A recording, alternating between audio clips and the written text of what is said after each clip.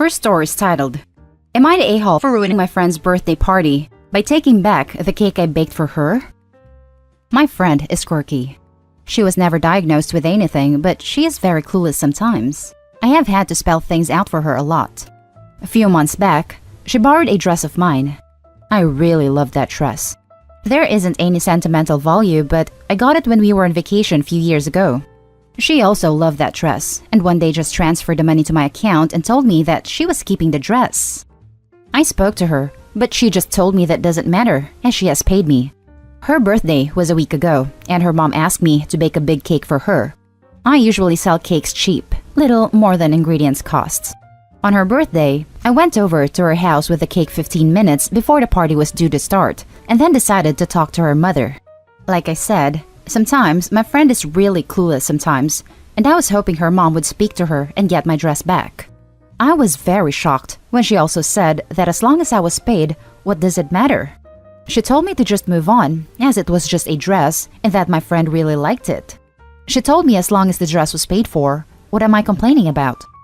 I got really pissed off and pulled out the amount she just paid me, put it on the table, picked up the cake, and left. She got mad and started yelling at me that I was ruining the party. I kept walking back to my house.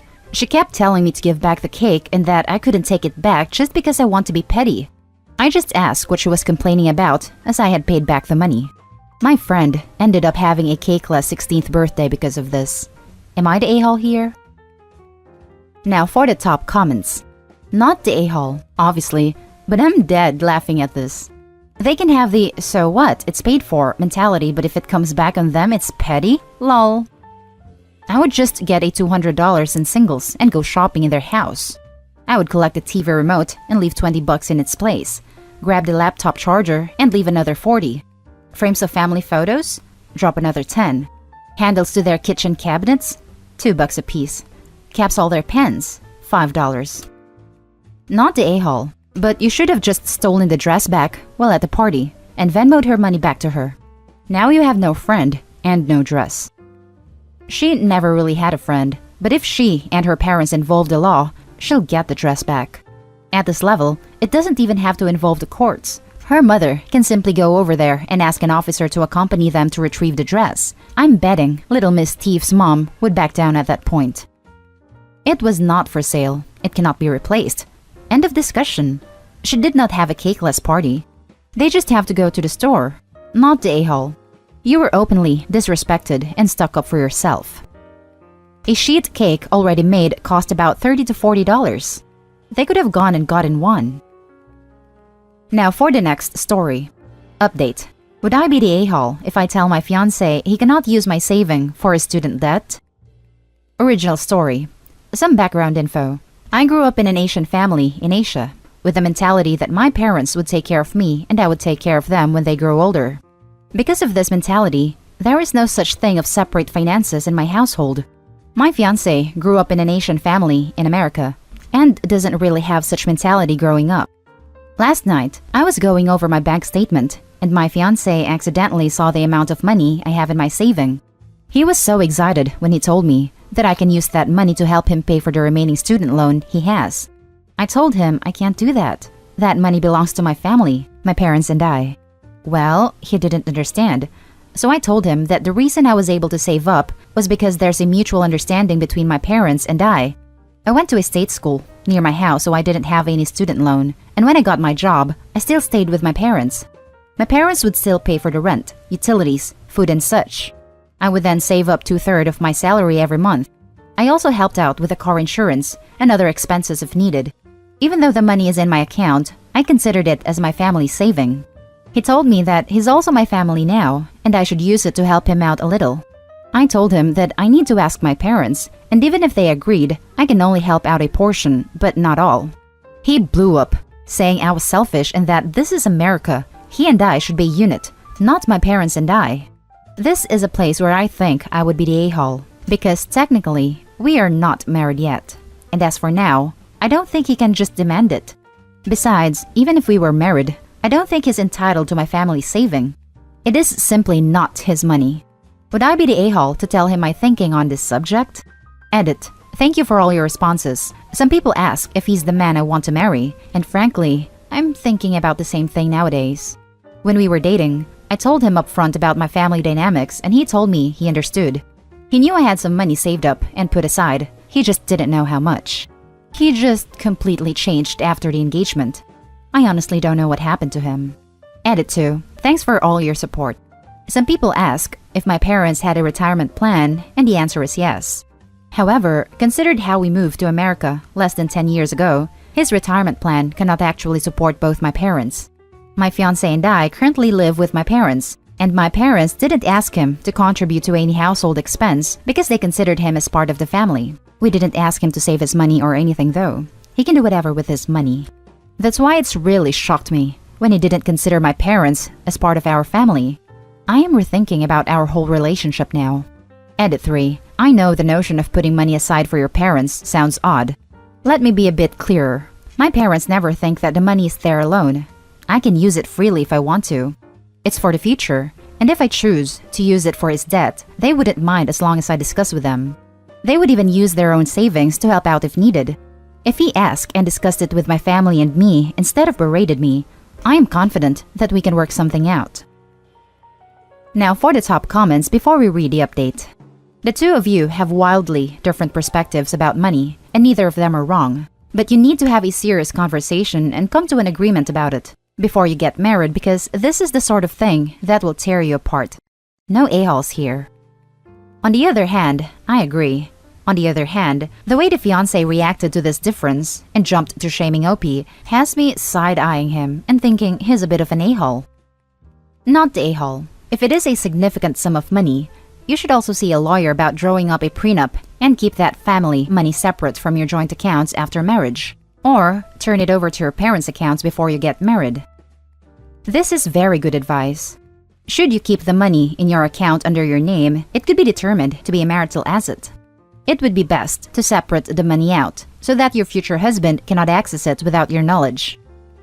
Not the a-hole. Just because you are in a relationship with someone does not allow them to dictate your finances. Fiancé can't see an amount of money and be like, "Woo, student loans paid off." Y'all aren't married yet. Although if you want to marry this person, talk about finances now. Lay out the rules and listen to what they expect fiscally as well. Hash this out before you get married. And now for the update. Thank you for all your responses and judgments. It made me realize we had some differences, and I had a long talk with him. Long story short, we broke up. He told me he only wanted to marry me because he saw my savings statement way earlier and thought I would share it with him. He moved back to his family. This happened weeks ago, but I just wanted time to feel like myself again, so I was delaying the update post. Thank you again. Now for the top comments. He told me he only wanted to marry me because he saw my savings statement way earlier and thought I would share it with him. I hope you were aware he only said this to hurt you because you were dumping him. It's almost certainly untrue. He wants you to feel unattractive. He wants to damage you by saying this. All it shows is that breaking up has made him angry and he needs to lash out. He had a lot of emotional investment in you, which contradicts the statement. Good luck, and know that your future will be much better without him and in partnership with some other man. What an insightful and, I think, accurate statement. OP, please pop back to this statement if you're feeling shitty about the entire debacle at any point. Sorry, you caught such a terrible fish, and I'm glad you threw it back. Don't throw him back. Keep him out of the water and let him die. That's just freaking crappy. Screw him. Now for the next story. Am I the a-hole for stealing my ex-best friend kids? So, growing up, my best friend, Amber, and I were inseparable. We grew up next door to each other. She was even the first person I came out to, and was the biggest supporter after. But when she was 19, Amber got pregnant. The father wanted nothing to do with it, and went completely off the map. Amber didn't want to have an abortion, and decided she was going to have the baby. I agreed to help her every step of the way, but she then found out she was having twins. This resulting in her having to drop out of college once she gave birth. I tried to help to the best of my abilities, but I myself was a broke college student. Because of this, she fell into a deep depression and treated it with alcohol and eventually, these. And she started doing stupid things that put her kids in harm's way. She never internally hurt the kids, but her action due to her substance abuse have put the kids in extreme danger on multiple occasions. She eventually got reported to DCS by an anonymous party, and her kids were taken from her. She herself asked me to agree to take them so they wouldn't go into foster care, which I did. She was allowed visitation, but would show up drunk and or high. This was not a pretty side of her. She said and done stuff that scared the kids, would try to start physical fights with me and my fiancé, and on multiple occasions, she downright insult us, mostly using homophobic insults on us. Then she showed up high out of her mind, talking nonsense, and tried to run off with the kids. And when we wouldn't let her, she completely trashed our apartment. That was the last straw. We called the cops and she was arrested. Me and my fiancé agreed not to press charge if she agreed to give up her custody rights. She agreed to sign the papers. This all happened over the span of 2.5 years. She also had a few D charges that we had no control over, but she ended up getting probation for those and is now posting about how we stole her kids. She's still a heavy user and has completely converted to homophobia. She tells people we are corrupting her children with our relationship. Now, here's the part that might make me the a-hole. I was the anonymous reporter. I reported her in the first place. I never thought she'd lose her kids, as I wasn't aware of how bad she was in the whole of her substance use. I was just hoping the visits might get her to straighten up her act. So, am I the a-hole for stealing my ex-best friend's kids? Now for the top comments. Not the a-hole. In fact, if you hadn't been the one who reported, I'd be actually mad at you. The kids needed to be out of there. You did not steal them. You did the right thing. Not the a-hole. And we all knew you were the anonymous reporter before you admitted it. Because that was the right thing to do, even if you knew she was going to lose custody. You've saved these kids from a horrible life.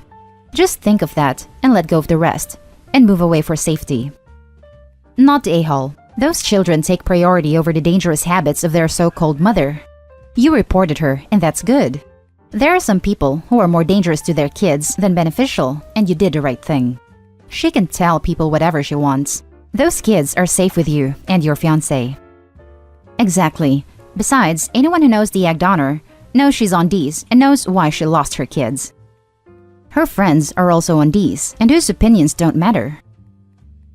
Now for the last story. Am I the a-hole for kicking my sister out of her own home in the middle of the pandemic? My sister leeches off of our parents. That's how it always was. She's almost 34, never even had a job. My parents passed away a few months ago and left me the house and assets. They left her about $55,000, which is 60% of what they had. I got the rest. I think I might be the a-hole here. Parents told me that when they pass, they will leave me the house, plus a few extras, because unlike my sister, who simply refuses to work, I have my own job, apartment, and I'm going to be engaged soon. My sister always told me that I will go to hell because I'm a homosexual man, why I don't consider her my sister. So, when I did get the house, I told her she has 3 months to move out, and even though I didn't have to, legally, I served her the papers. I told her she has plenty of money to get a nice place. Well, 3 months pass, and what does she tell me? She can't leave. She has to save. She spent $10,000 of her inheritance. How does one spend so much in 3 months? Well, I made her leave there and then, and now she is staying at her friend's house. Friend and her called me and said it's rude to kick her out, but I told a friend that she can let her stay with her if she wants to so bad. Last I heard, her friend kicked her out too. So, am I the a-hole for being so harsh on my sister? My fiancé says she deserves it for being such a leech. For people asking, my sister is able to get a job. My parents offered her good positions before they passed with help of friends, but she refuses. Also, $55,000 is a big sum of money here. Now for the top comments. Not the a-hole. She's the A. Change the locks and change your number. Cut her out of your life completely. I changed my locks the day she left because I don't trust that she only had one spare. I also installed cameras. Not the a-hole. Don't bite the hand that feeds you. It's clear her friend also noticed how much of a leech she was and kicked her out because of that. Also, congrats on the almost engagement. If the sister never had a job, she probably never expected to be kicked out of the house.